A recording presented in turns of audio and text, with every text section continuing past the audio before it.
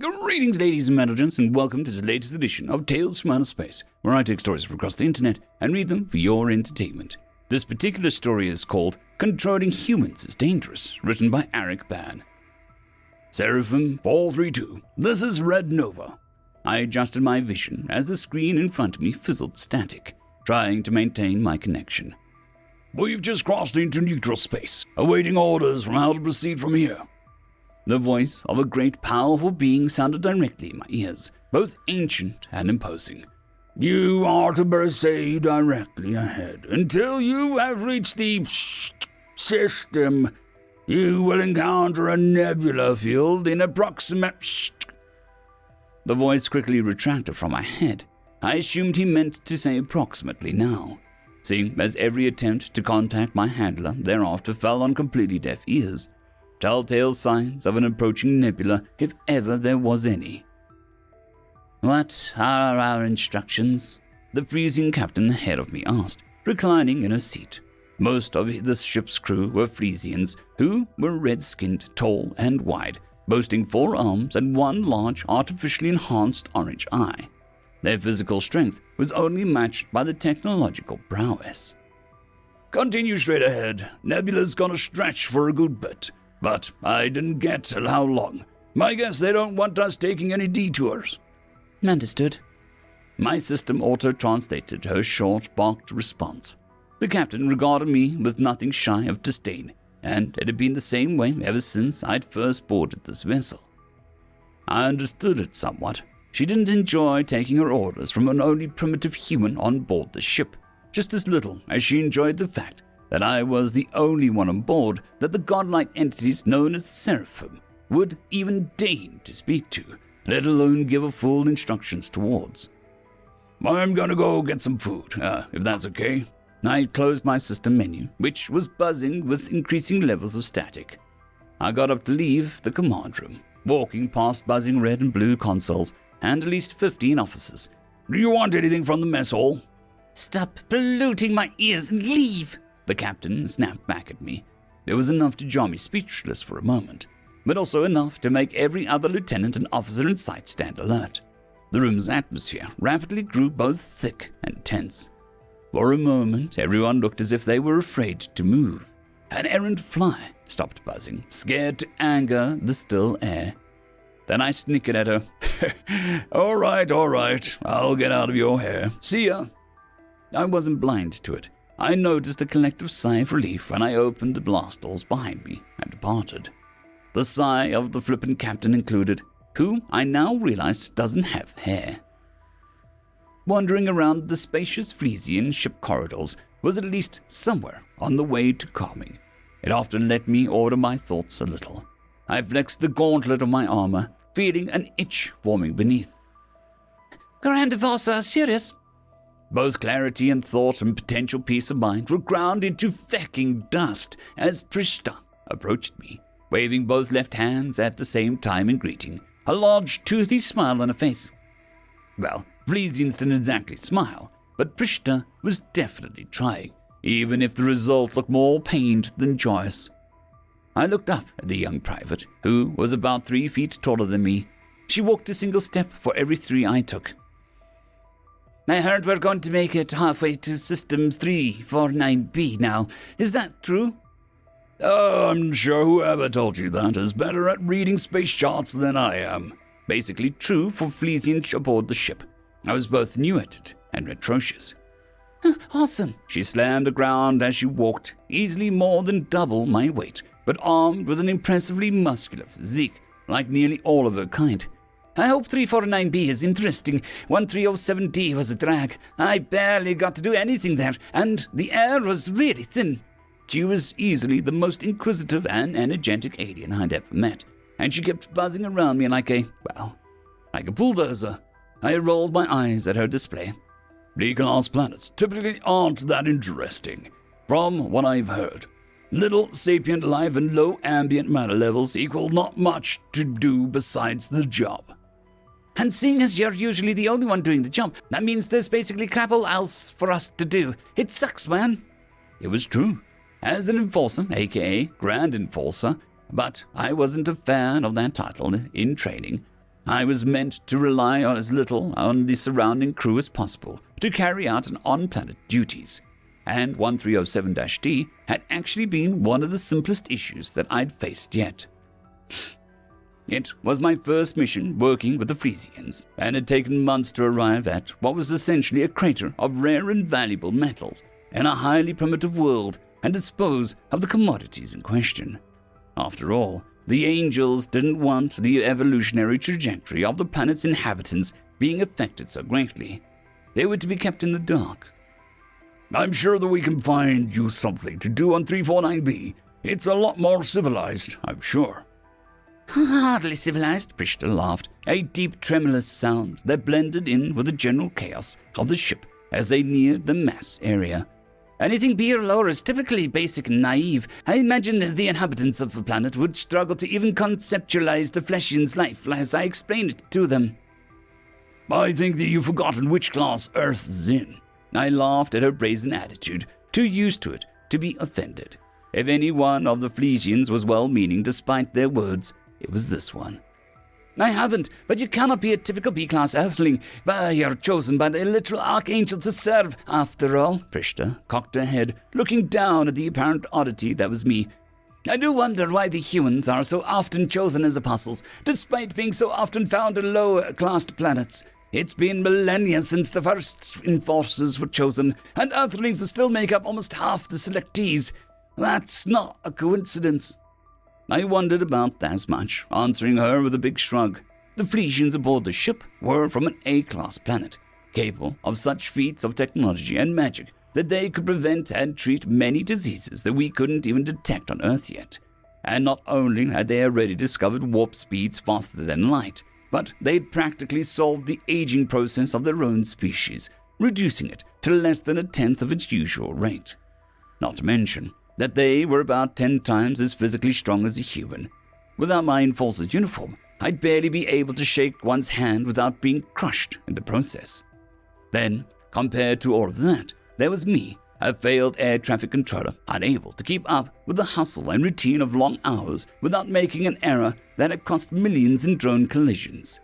I'd been disgraced on Earth that day, lost my job instantly, and had no benefits or securities to fall back on, and was quickly burning through my savings. Was considering taking out more student loans at 28 and restarting my career in something completely new when I was suddenly approached by the Angels. And by approached, I mean abducted. I thought the literal Christian God had beamed me up at first. I thought God was going to judge me for how much of a loser I was, losing my job how I did. But instead, I found that not only were these not the Angels I knew from books, and looked about as human in origin as I did, but they didn't judge or ridicule me whatsoever. Instead, I was made privy to information no human on Earth seemed to know, truths about the wider galaxy and those beyond, about other worlds, about magic, and technology beyond the wildest dreams of anyone I'd met back home. I glimpsed at the advent of infinity, and I was given a choice: stay ignorant and go back, or serve as a soldier for the benevolent guides of the universe, who choose to reveal themselves only to the seldom few. To this day, I had no clue why they picked me. I only hoped that I'd prove to be worth it in the end. I was greeted with waves and salutes as soon as I made my way into the mess hall. Technically, I didn't carry a rank, but besides Prishta, who I'd spent most of my time with, almost every Felsian seemed to carry some measure of either fear or respect for me, while often the two intermingled. Grand Enforcer, an ensign said as he vacated his seat, clearing the space for me. I had to rely on Prishta's to help me get up onto the bench quickly, as it was almost 5 feet in the air, but luckily, no one had the gall to stare. I didn't really know how I felt about being feared, especially by massive one-eyed space aliens with the power to crush ancient oaks between their thighs. As I sat down, conversation resumed its natural flow around me. Capacitors cores emitting eddies again. Turbulence is gonna be the least of our problems if we don't smooth the matrix. 15 minutes in the nebula is enough to exacerbate the existing micro tears. If they become untenable, we're just gonna end up behind again. You'd have rather gone around, huh? That was 2 of the kitchen staff to my left, sat there munching and chatting on their break. The fact that I barely even follow the casual conversations of the kitchen workers aboard this vessel just made me feel even more out of place. Hey Sirius, what do you want, a grilled cheese? Yeah, if you don't mind. What are you gonna have? Prishta shrugged. Nah, I'll just get something synthesized. Close my eyes and press the random button. Prishta made me feel like I fit in. She got up and left, knowing that it was more hassle than I liked to get up and down from one of these benches too many times. I caught smiles as I waited. Occasionally someone would strike me up in conversation. I liked it here. I could definitely feel out of place fairly often, but ultimately, most of the Frisians made an effort, even if some, like the captain, would rather see the back of me. It wasn't just fear that made this partnership work. It was the ethic of the crew. I watched Prishta bounding back over to me, smiling with manic rows of teeth as she clutched at a massive grilled cheese sandwich the size of my head for me, and a large slab of meat for herself in the arm beneath. I watched, and I smiled back at her. Then a massive chunk of debris smashed into Prishta's side and sent her crashing into the far wall as the ceiling exploded. My grilled cheese hit the floor just as limply as Prishta did, and with the exact same velocity. My happiness vanished.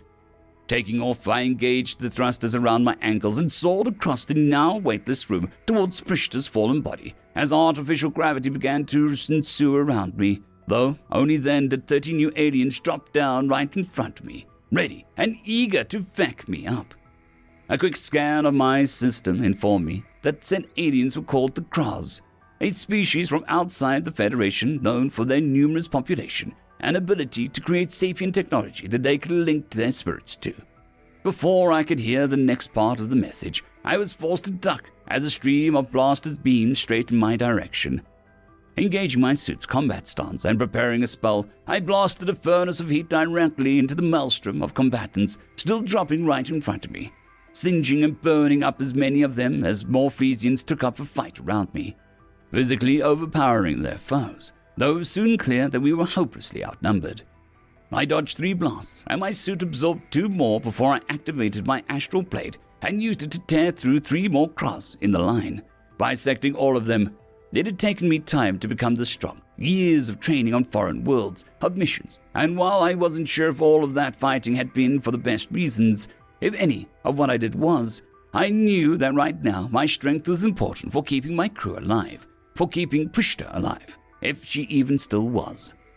5 aliens dogpiled me at the same time, these ones outfitted with sparked gloves and melee weapons, and I had to filter a decent portion of my mana into the armor in order to absorb the blows and repel all 5 of them. I took to the air, soles of my suit burning jet blue flame, as I looked to survey the situation. I couldn't unleash anything too heavy here, even if I was careful not to hit anything vital on the ship. The prospect of collateral damage was too high, and there was no telling if any of these now hundreds of Kraz carried high ordnance explosives. Still, each Frisian was worth about 10 Kraz from what I could see from the fighting, and there were at least 1,000 Frisians on the ship. The problem was, the tide of Kraz seemed to be near unending, and if I couldn't find a means to stem the tide... "Grand Enforcer, where are you going?" I ignored it. I needed to ignore it if I wanted them to live. The Frisians were so much smarter than me. If I had time to explain the extent of my abilities to them, I'm sure that they could have figured me out a better plan than I could have ever come up with. But time was not our ally. I flew through the open fracture, my helmet auto-equipping as I did so. Nebulous space was damaging to most systems, but my suit could handle a short exposure. If I could find a way to seal the damage and stem the invasion until we were out of the nebula field, then we could make a new warp jump. It was the only way. Synthesizing a hermetic seal was difficult enough on the fly, but when there was 50 aliens attacking you at once, it was that much harder. Frisians followed me, assuming that I'd need the assistance, distracting and picking off some of my attackers, giving me time to seal up the damage to the hull that connected the exterior to the mess hall. That was 1 hole down, but 5 more had popped up in the time that I'd done even that much. The boarding party was unrelenting. Thousands of Kraz could be seen floating between here and their mothership, an absolutely gargantuan vessel that seemed to move and shift like a living creature might. A testament to the power of these aliens, a crude-looking monstrosity, that was in reality more intricate than anything I'd ever seen. If the Krars were in the Federation, I was sure that they'd be S-class. I wasn't long until I spotted something more beyond, something flying at the edge of the nebula, something strange, long, and made of shimmering silver scales. I pulled my system up to confirm what I was seeing, trying to focus on it, but to no avail. The system didn't have a protocol in place for identifying the specific creature. The only reason I'd even an inkling of what it was is that I'd been briefed by the archangels themselves on such entities. Specifically, I'd been told to avoid them. I considered my options for only a moment: stay and defend the doomed vessel, attack tens of thousands of Krars alone, or fly straight at the thing that I'm not meant to. I took off without hesitation. The Flesians behind me might have been confused, but there was nothing that I could do but go. If I was correct, and I wasn't sure how I could be wrong, then what I was staring at before me was a wish dragon, one of the handful of cosmic dragons that roamed the universe by their own mysterious whims.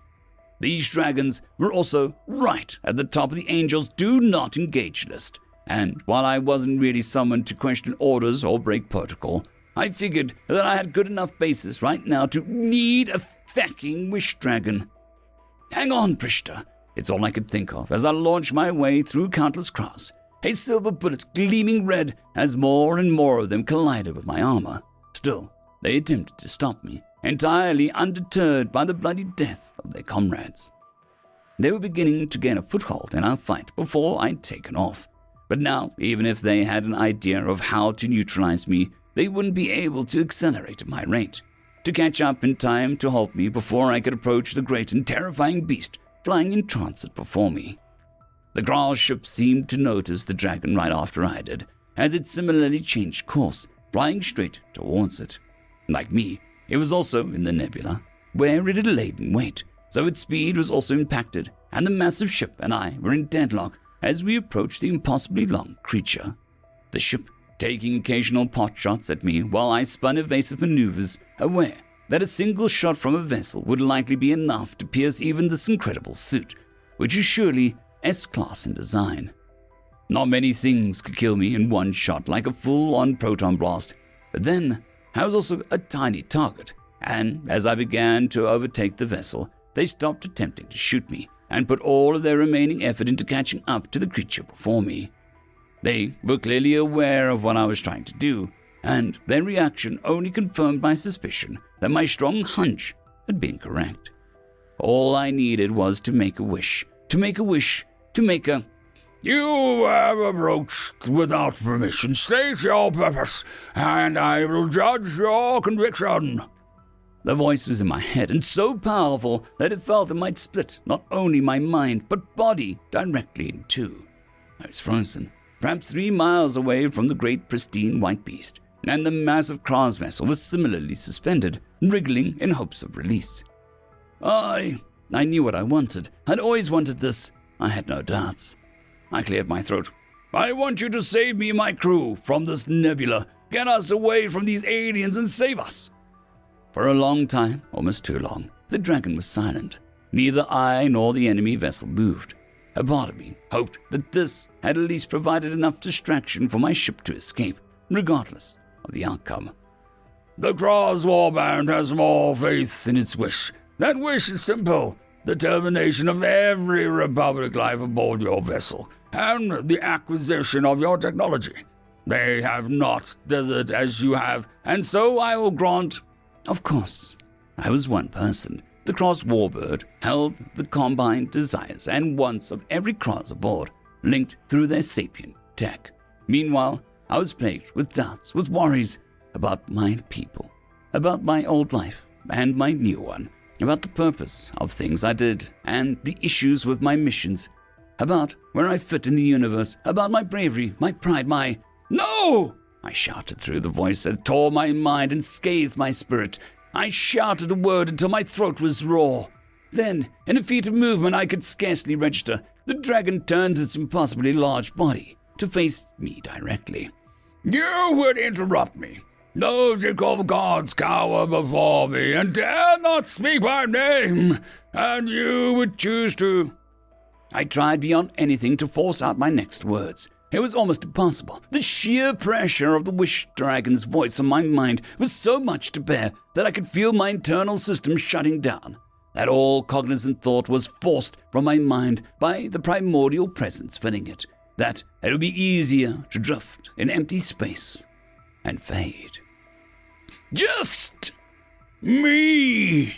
I forced the words from my throat like molten lava. I knew what I was willing to do, no matter how much it hurt, no matter where it took me or how it happened. I knew.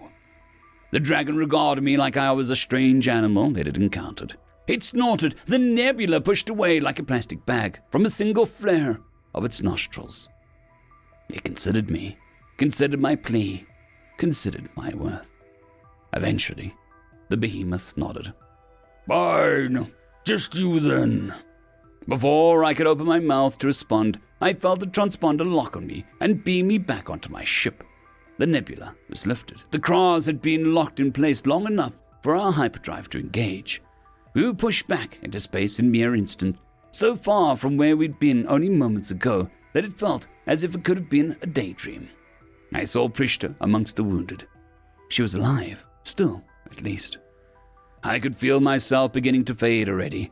It was a pact that I had made with the dragon, the only thing that I could think to offer that would show my dedication eclipsed by the Kras. My body, my spirit, everything I had to give for a crew that had welcomed me. Better than any questionable mission I'd served, or purpose I'd pondered, or heroic life I'd been promised. This was a true heroic act. I could find peace in that. I removed my armor. It was heavy. I laid on the floor of the mess hall, tuning out the sounds of the concerned Frisians around me. I felt my soul leave my body, and held faith that it would find its way where it needed to go. I felt warmth. I felt peace. Humans are not chosen because they are the strongest, nor because they're the most righteous, or the smartest, or the wisest, or any such thing. Humans are chosen because they are irreverent, because they defy the natural order of things, because even in the face of harsh and crushing reality, if a human believes they can change that reality, they'll go to incredible lengths for even the smallest chance to do so. Humans should be kept in the dark. Their civilization should not be permitted under any circumstances to advance too far. Only a certain number of human agents should be selected and employed by handlers at any one given time. Always remember, attempting to control humans is dangerous. End of story.